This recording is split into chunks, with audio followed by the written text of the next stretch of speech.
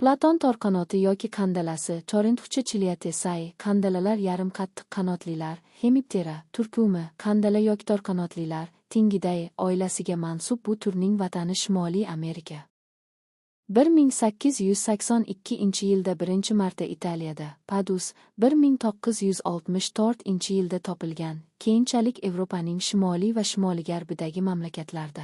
Ya'ni 1970-yilda Yugoslaviyada, 1975-yilda Fransiya, Vengriyada, 1979-yilda Ispaniya, Germaniya va boshqa joylarda aniqlangan.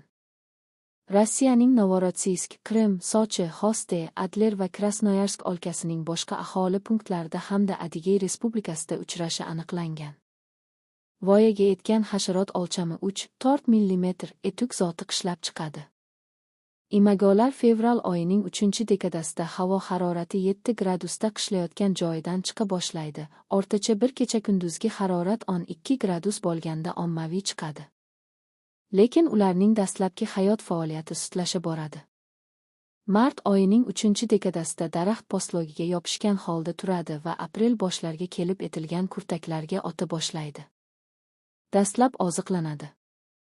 Qandalalarning otalanishi dastlabki yosh barglar bilan oziqlanishdan 1-2 hafta o'tgandan keyin boshlanadi va avgustning 2-dekadasigacha davom etadi. Urg'ochisi yosh bargning yuqori qismini bir necha joyiga top qilib donadan tuxum qo'yadi. Iyulning 2-dekadasidan boshlab ularning tuxum qo'yishi ortib boradi va avgust o'rtalarigacha etib boradi. Maksimal tuxum qo'yishi iyulning 2-dekadasida tezlasha boradi, ya'ni bitta bargda 54 dona tuxum bo'ladi. Lichinkalarni tuxumdan chiqishi harorat 11 gradus bo'lgandan boshlanadi. 1-3 yoshdagi lichinkalar tugilgan joyga yaqin erda guruh holatda turadi. 4-5 yoshlari takroriy ravishda ko'proq aralash holatda tarqaladi. Ular boshqa barglarga ko'chib o'tish xususiyatiga ega. Lichinkalar soni iyunning 3-dekadasidan ortib boradi va iyulning 3-dekadasida bitta bargdagi soni o'rtacha 28 taga yetadi.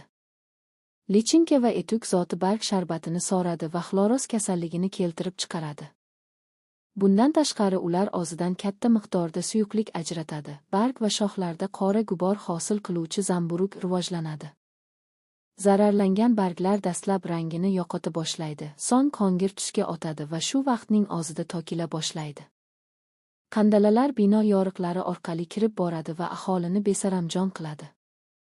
Bu qandala hamdo'stlik mamlakatlariga Garbiy Ukraina, Karpatorti va Moldovadan kirib kelishi mumkin.